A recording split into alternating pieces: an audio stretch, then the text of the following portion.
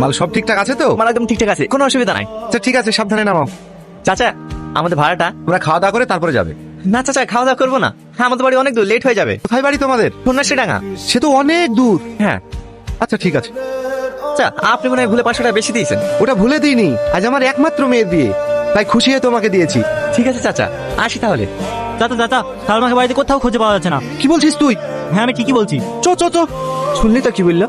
কত কষ্ট করে মেয়ের বিয়ে দিছে, লাখ লাখ টাকার জিনিস কিনছে, হাস দেখ সেই মেয়ে বাপের মুখে চুনকালি মাখিতে চলে গেল। হ্যাঁ রে, এসব মেয়ে থাকার থেকে না থাকা অনেক ভালো। তুই ঠিকই বলিস, চ।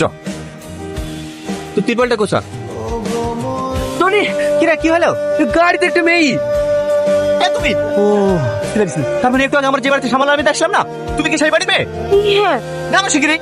তোমার লজ্জা লাগে না বিয়ের আসে তোকে বিয়ে পালিয়ে আসতে? কি অসভ্য মেয়ে রে, এতক্ষণে মনে বাপ মা খোঁজাখুঁজি শুরু করে দিয়েছে। টনি, বাপের মেয়ে বাপের কাছে ফিরে দিয়ে আয়। না না, আমি বাড়ি যাবো না, আমি একজনকে ভালোবাসি, ওকে ছাড়া আমি বাঁচবো না। যাকে ভালোবাসো তার সঙ্গে বাড়ি যাবা, তুমি আমার গাড়ি থেকে উঠছো। 2 মাস হলো ও দুবাই কাজে গেছে। তো দুবাই কাজে কিছু তো আমি কি করবো? যাও এখান থেকে। আমি বাড়ি যাবো না, দয়া করে আমাকে 2 দিন আশ্রয় দিন। না না, পাগল নাকি? তোমাকে আশ্রয় দিলে সমাজের লোক কি বলবে? কেউ কিছু বলবে না, কোথা থেকে বেরাবো না। ঠিক আছে ছাড়ো মা, 2 দিনই তো, কিছু হবে না। তো সব কাজে বাড়াবাড়ি। চো। ফোনটা একটু দেবেন? হুম। হ্যালো, আমি সালমা বলছি, আমি বাড়ি থেকে চলে এসেছি, একটা বাড়িতে আশ্রয় নিয়েছি, তুমি তাড়াতাড়ি বাড়ি আসো। আমি ওসব কিছু জানিনি, তুমি তাড়াতাড়ি আসো। হ্যালো, যাও ঘরে যাও। হ্যালো বুড়ি। ডাক্তার বাবু, কি হয়েছে ওর? ভয় পাওয়ার কোনো কারণ নেই, এটা খুশির খবর। ও মা হতে চলেছে, এই সময় এরকম একটু হয়, চিন্তার কোনো কারণ নেই। আমার জন্য আপনাদের সবাইকে গ্রামের মানুষকে যাবো বানিতে হতেন। সবই যখন বুঝতে পারছো, তাহলে কেন আছো এই বাড়িতে? বেরিয়ে যাও এই বাড়ি থেকে। ঠিক আছে, আমাকে আজকে যাচ্ছ সময় দিন। মা চলো আমাকে চাটি খেতে দিবা। তুমি যদি মনে অত ইচ্ছা থাকে তাহলে বাড়ি থেকে পালিয়ে কেন? ওখানে বসে পারতে। কোথায় আমার ভুল ছিল? এখন আমি কি করবো? আজ আপনার বাড়িতে আশ্রয় নিয়েছি বলে সমাজের লোক আপনাকে খারাপ পাচ্ছে। যাকে ভালোবেসে বাড়ি চাইলাম সে আমাকে ইগনোর করছে।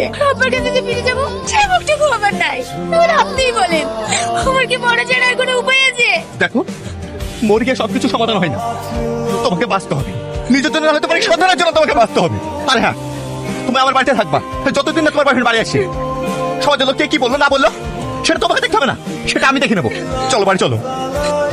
বাড়ি থেকে আছেন? কি ব্যাপার স্যার আপনারা? আপনার ছেলে কোথায়? কেন স্যার, আমার ছেলেকে কোনো অন্যায় করেছে নাকি? আপনার ছেলেকে ডাকুন, তাহলেই বুঝতে পারবেন। Tony, Tony. কি হলো?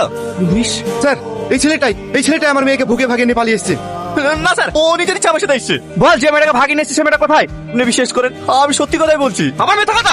ইন্সপেক্টর, অবুদ্দার ওর গায়ে হাত দিবেন না। আপনি কোন অপরাধে ওর গায়ে হাত দিচ্ছেন? ও একটা বড় লোকের মেয়েকে কিডন্যাপ করে এসছে। মিথ্যা কথা, ও কাউকে কিডন্যাপ করে নিয়ে আসেনি। আর সেই মেয়েটা আমি, যে স্ব ইচ্ছায় ওর সাথে এসেছি। আর একটা কথা, আমি তো নাবালিকা নই, আর কোন অধিকারে ওর গায়ে হাত দিচ্ছি? Sorry madam. দাঁড়ান স্যার, ওদের কিছু বলবেন না? দেখুন, আইনের বাইরে আমরা কোনো কাজ করতে পারি না। ছেলে মেয়ে দুজনে সাবালিকা, তাই এখানে আমাদের কিছু করার নেই। চলো সাহেব। যে বাপ তোকে কোলে পিঠে করে মানুষ করলো, সেই বাপকে তুই অপমান করলি। আজ থেকে জানবো আমার কোনো মেয়ে নেই, আমি তোকে ত্যায্য করলাম।